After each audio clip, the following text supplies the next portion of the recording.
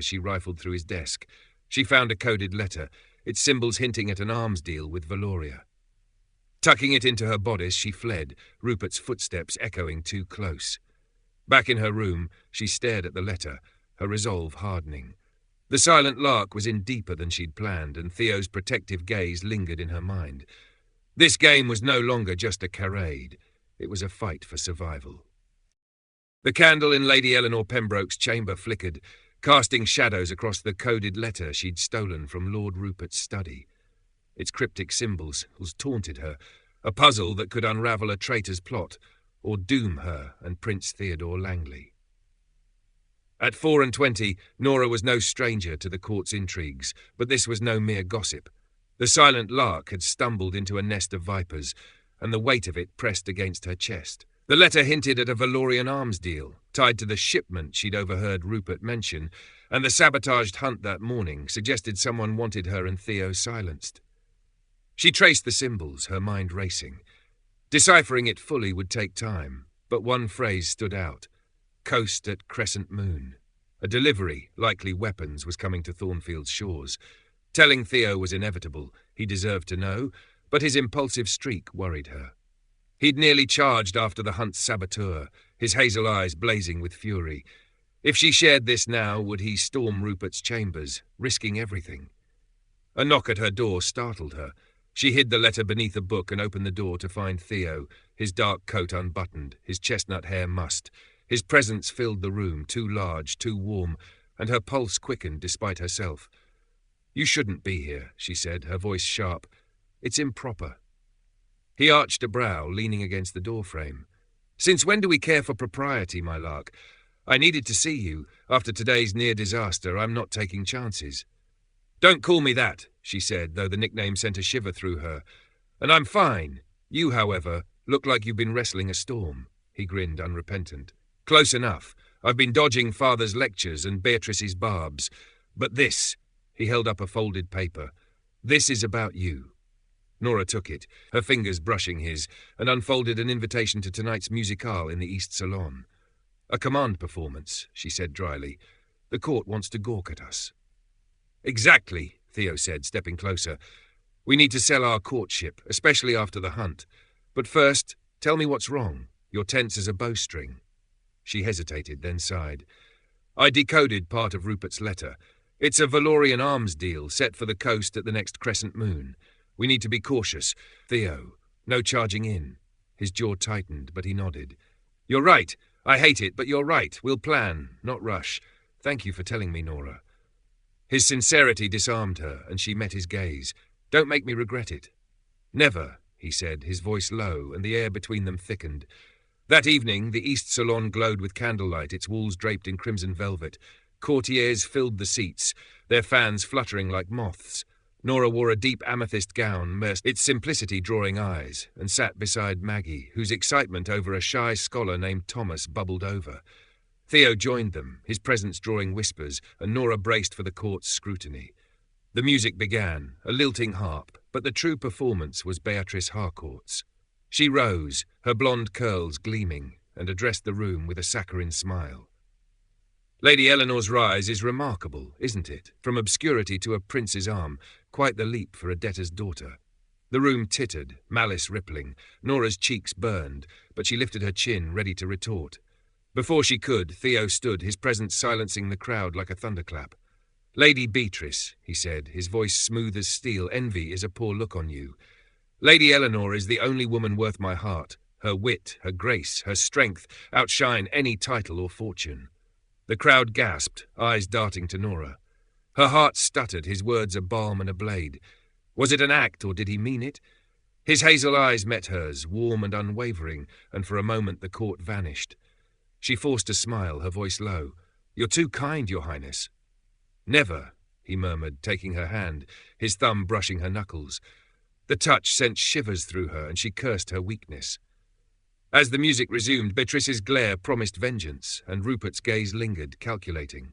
Nora leaned closer to Theo, whispering, "That was reckless. You've made enemies." "Good," he said, his grin feral. "Let them come. I meant every word, Nora." Her breath caught. "Don't say things you'll regret." "I won't." he said, his eyes holding hers, and she feared she was falling too far. After the musicale, Nora walked Maggie to their chambers, her sister's chatter about Thomas a welcome distraction. Alone, she stared at the coded letter, her resolve hardening. Theo's defence had shaken her, his words echoing in her heart. But this was a charade, and love was a luxury she couldn't afford, not with Rupert's plot looming. The silent lark would keep her secrets close for now, and pray she could outwit the vipers circling her and Theo. Lady Eleanor Pembroke paced the library of Ashwick Hall, the scent of leather and wax mingling with her restless thoughts. Moonlight streamed through the tall windows, silvering the oak shelves, but the coded letter burned in her mind like a brand. The Valorian arms deal it revealed was no mere intrigue, it was treason, and the silent lark was entangled in its web. At 24, Nora had faced the court's barbs, but this was different. Rupert's plot threatened the crown, and her fake betrothal to Prince Theodore Langley was a fragile shield against the storm. Theo entered, his dark green coat unbuttoned, his chestnut hair tousled as if he'd been riding hard. His hazel eyes found hers, a mix of concern and that infuriating charm that set her pulse racing. "You're up late, my lark," he said, closing the door with a soft click. "Plotting our next move, or just avoiding me?" "Don't call me that," Nora said, though her lips twitched. "And I'm plotting, since you seem content to charm the court into submission." He grinned, leaning against a table, his presence filling the room. "Charm's a weapon, Nora. But I'm here for strategy. The letter, what's our play?" She exhaled, handing him her decoded notes. "The arms shipment arrives at Blackthorn Cove, likely in 2 weeks, under a crescent moon. Rupert's meeting a Valorian envoy at tomorrow's banquet. We need to eavesdrop, but his chambers might hold more evidence. I'll search them while you distract the court." Theo's jaw tightened, his eyes flashing. "You alone in Rupert's rooms? After the hunt's sabotage? No, Nora, it's too dangerous." Her temper flared, and she stepped closer, her blue-grey eyes blazing. "I'm not your ward, Theo. I'm your partner. I'm quieter, less likely to be noticed. Trust me to do this." He raked a hand through his hair, his voice low. "You're infuriating, you know that? I trust you, your mind, your courage. But I'm terrified of losing you. That bridle was cut to kill us, and I won't let you walk into a trap." Her heart stumbled at the rawness in his voice, the fear beneath his roguish facade.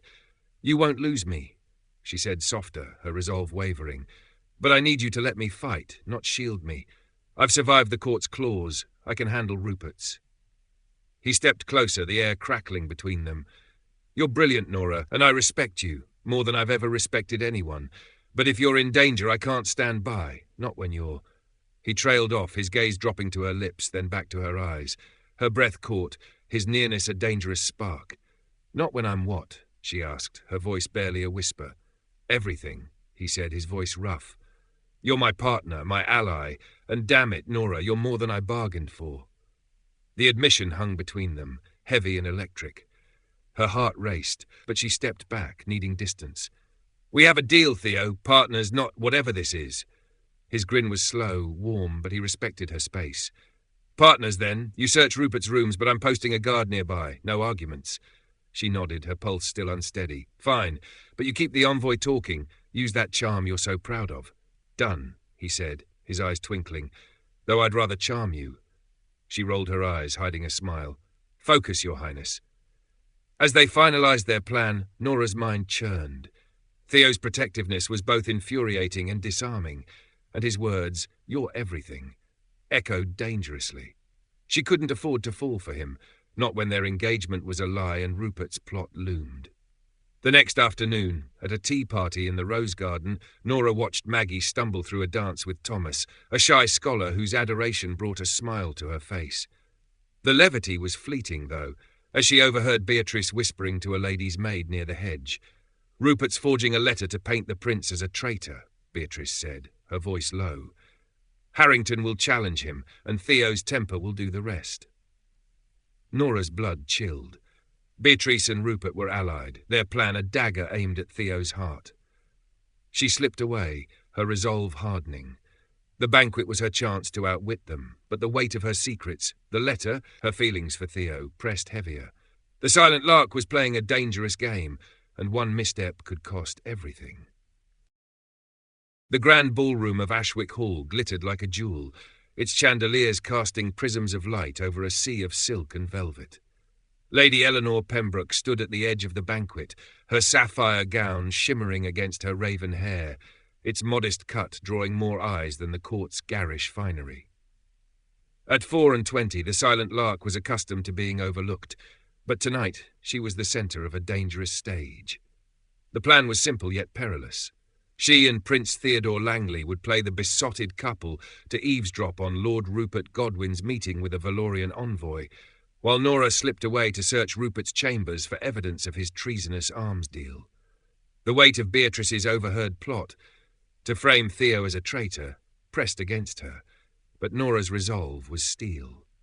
Theo approached, resplendent in a tailored green coat that hugged his broad shoulders, his chestnut hair catching the candlelight. His hazel eyes locked on hers, a mix of mischief and intensity that set her pulse racing. "Ready to dazzle the court, my lark?" he murmured, offering his arm, his voice low enough to stir the air between them. "Don't call me that," Nora said, though her lips twitched, betraying her. "And I'm ready to survive this, Your Highness. Let's not tempt fate again." He grinned, undeterred, guiding her into the throng. "Fate's already tempted. We're the talk of Thornfield, and tonight we'll give them a show." The banquet was a spectacle of excess, long tables laden with roast pheasant, crystal goblets glinting, and courtiers buzzing with gossip. Nora's eyes scanned the room, spotting Rupert near the dais, his lean frame taut as he spoke to a cloaked figure with a Valorian accent. Beatrice hovered nearby, her blonde curls gleaming, her smile sharp as a blade. Nora's stomach tightened, but Theo's hand squeezed hers, grounding her. "Dance with me," he said, his voice a velvet command as the musicians struck up a waltz. "It'll keep us close to Rupert." Nora nodded, letting him lead her to the floor. His hand settled at her waist, firm and warm, his other clasping hers as they joined the swirl of dancers. The music was a lilting pulse, but Theo's nearness was a louder rhythm, his scent, leather, spice, and something uniquely him, maddeningly distracting. "You're too good at this," she said, her voice teasing to mask her nerves. "Behave, or I'll step on your toes." He spun her, their bodies brushing, his grin wicked. "Behaving's overrated, Nora. You're stunning tonight. The court's jealous, and I don't blame them." Her cheeks warmed, the ballroom's glow fading to the heat of his gaze. "Flattery won't distract me," she said, her smile genuine despite herself. "Rupert's with the envoy. Keep them in sight." "Done," he said, his eyes flicking to the dice, then back to her. "But I'd rather watch you." Her heart raced, the line between act and truth blurring. His grip tightened, his lips near her temple as he murmured, "You're not just my partner, Nora. You're my equal, every sharp, brilliant piece of you." The words struck deep, and she leaned closer, her lips near his ear to whisper, "You're dangerous, Theo. Focus." They're moving to the alcove. He nodded, spinning her again, their steps seamless, as they drifted closer to Rupert's position. The dance was a charade, but his touch felt like a vow, and Nora feared her heart was slipping from her grasp. As the music slowed, she slipped from his arms, her voice low. "Cover for me." "I'm going now." His jaw tightened, but he nodded. "Be careful, Nora. I'll keep them busy." She melted into the crowd, her heart pounding as she navigated the palace's corridors to Rupert's chambers. The lock yielded to her hairpin, a trick learned from years of necessity, and she slipped inside. The room was dark, heavy with the scent of ink and tobacco. Her fingers rifled through papers on his desk, her breath shallow until she found a map, Blackthorn Cove, marked with a date under the crescent moon. The arms shipment's landing confirmed. Footsteps echoed outside, and her pulse spiked. Rupert's voice, sharp and suspicious, grew closer. Nora clutched the map, her eyes darting to a tapestry. She lifted it, finding a secret passage, and slipped inside just as the door creaked open. The stone corridor was cold, her breath fogging as she navigated its twists, emerging in a servant's hall. She tucked the map into her bodice, her heart still racing as she returned to the banquet. Theo was waiting, his eyes scanning the crowd until they found her. He crossed to her, his relief palpable. "You're back," he said, his voice low, rough. "I was about to storm the palace." "I'm fine," she said, though her hands trembled. "I found a map. Blackthorn Cove, the shipment's confirmed." His gaze softened, but worry lingered. "You're shaking, Nora. What happened?" Rupert almost caught me, she admitted, her voice steadying. But I'm here. We're closer now. He took her hand, his touch grounding. No more risks without me, he said, his voice firm. Partners, remember? She nodded, but the map burned against her skin, and Beatrice's plot echoed in her mind. The silent lark was deeper in the game than ever, and Theo's warmth was a danger she couldn't afford to crave. The library of Ashwick Hall was a sanctuary of shadows, its oak shelves bathed in the flicker of a single candle. Lady Eleanor Pembroke stood by a window, the map from Rupert's chambers tucked into her sleeve, its weight a reminder of the treason they were unravelling.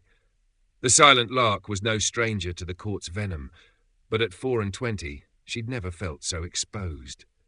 The Valorian arms deal at Blackthorn Cove was a spark that could ignite a war, and her fake betrothal to Prince Theodore Langley was a fragile shield against the storm.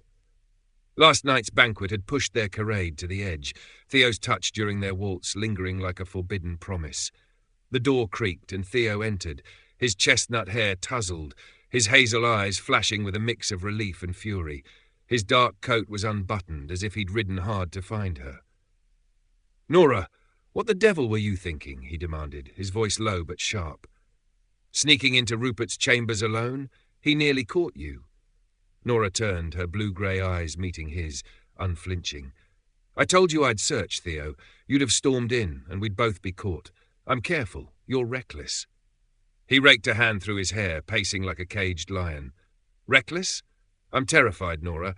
That bridle at the hunt was cut to kill us, and now you're slipping into a traitor's lair. I can't lose you." Her heart stumbled at the raw fear in his voice, the crack in his roguish facade. She stepped closer, her voice softening. "You won't lose me, Theo, but I need you to trust me, not cage me. I've survived the court's claws. I can handle Rupert's." He stopped, his gaze searching hers, the air thick with tension. "I trust you, Nora, more than anyone. You're brilliant, fearless, and I'm in awe of you. But you're not just my partner, you're—" He trailed off, his hand hovering near hers, then dropping, as if afraid to cross a line. Her breath caught, his nearness a dangerous spark. "I'm what?" she asked, her voice barely a whisper, her pulse racing. "Everything," he said, his voice low, fervent. "You see me, not the crown. I'm scared of what that means, but I can't fight it anymore." The admission hung between them, heavy and electric, unravelling her resolve. "We have a deal, Theo," she said, stepping back, needing distance. "No complications. We're partners, nothing more." His grin was tender, defiant, but he respected her space. "Too late for that, my lark, but I'll honour our deal if you promise no more solo risks. We share everything from now on, secrets included." She hesitated, the map's weight pressing against her sleeve, but nodded. "Partners," she agreed, her voice unsteady, his warmth lingering like a forbidden flame. The next day, at a garden party under a crisp autumn sky, the court's whispers grew sharper. Beatrice Harcourt, her blonde curls gleaming, leaned toward a cluster of ladies, her voice dripping with venom. "Lady Eleanor's only asset is her cunning," she said, loud enough for Nora to hear. "A debtor's daughter, clawing her way to a prince's bed, it's pathetic." Nora's cheeks burned, but she lifted her chin, ready to retort. Before she could, Theo appeared, his presence silencing the crowd like a thunderclap. He held a folded paper, his eyes locked on Nora's, a smile playing at his lips. "Ladies, gentlemen," he said, his voice clear, "I wrote something for my betrothed. Indulge me." He unfolded the paper and read, his voice warm and steady. "To the silent lark, whose wit cuts like a blade, whose heart burns brighter than the court's parade. No crown could rival her unyielding grace, her eyes my haven, her soul my place." The crowd gasped, then applauded, Beatrice's face twisting with fury. Nora's heart raced, Theo's words a balm and a blade. Was it an act, or did he mean it? His gaze held hers, warm and unwavering, and for a moment the court vanished. "That was reckless," she murmured as he joined her, her voice teasing to mask her turmoil. "You've made Beatrice an enemy for life." "Good," he said, his grin feral. "Let her stew. I meant every word, Nora." Her breath caught.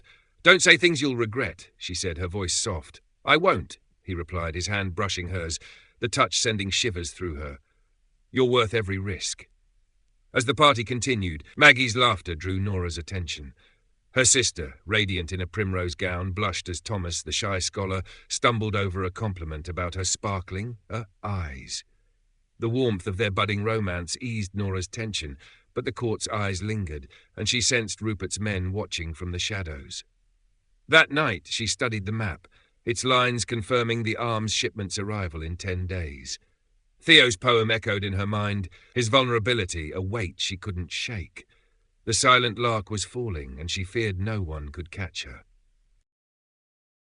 The morning sun streamed through the tall windows of Ashwick Hall's great hall, gilding the marble floors, but a chill hung in the air. Lady Eleanor Pembroke stood near the edge of the gathered courtiers, her raven hair pinned elegantly, her emerald gown a quiet defiance against the whispers that followed her. At 24, the silent lark was accustomed to the court's disdain, but today's tension was sharper, fueled by Beatrice Harcourt's venomous gossip and the map burning a secret against her skin. The Valorian arms deal at Blackthorn Cove loomed, and her fake betrothal to Prince Theodore Langley was a fragile thread holding their plan together. Theo's poem yesterday had stirred her heart, but Nora knew their bond was a dangerous illusion. A commotion at the hall's entrance drew her gaze. Lord Harrington, a burly noble with a temper as fiery as his red hair, stormed in, his face thunderous. He clutched a letter, its wax seal broken, and pointed at Theo, who stood near King William's dais. "You, Langley," Harrington bellowed, his voice echoing.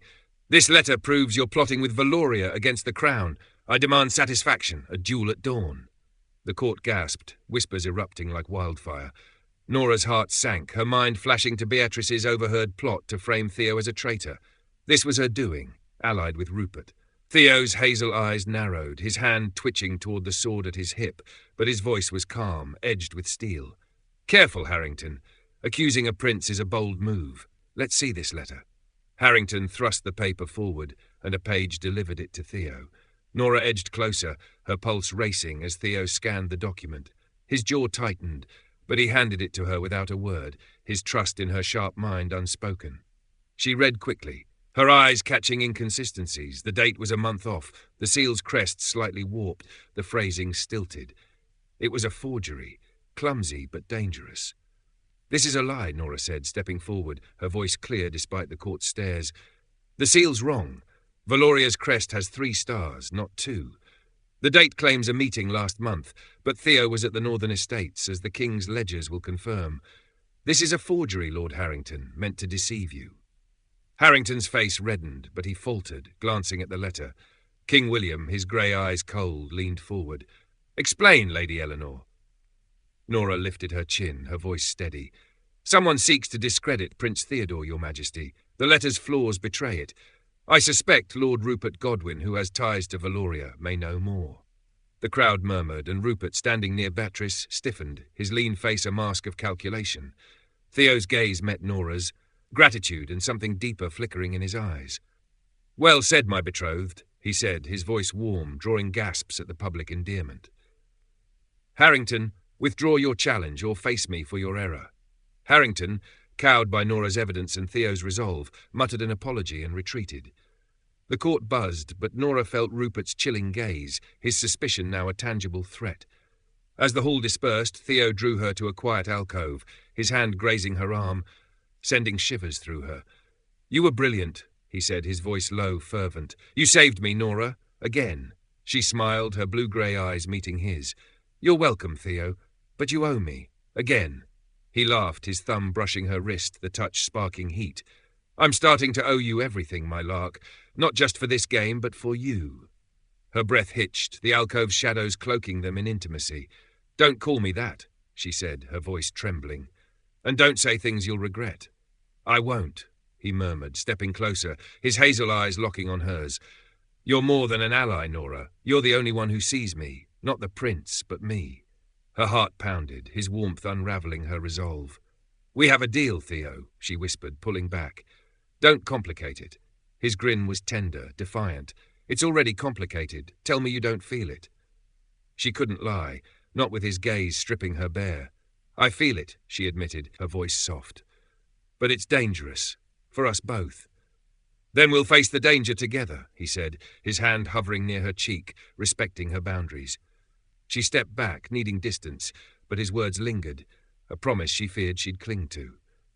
That evening in the rose garden, Nora found Maggie, her sister's primrose gown glowing under the moonlight. Maggie's laughter rang as Thomas, ever awkward, offered her a daisy, his face flushed. "It's for your hair, Miss Margaret." He stammered, and Maggie's smile was radiant. The warmth eased Nora's tension, but Rupert's gaze from the banquet haunted her. She clutched the map, its date looming. 8 days until the shipment. Theo's trust, his touch, his words, were a siren's call. But the silent lark knew love was a luxury she couldn't afford, not with a traitor's noose tightening.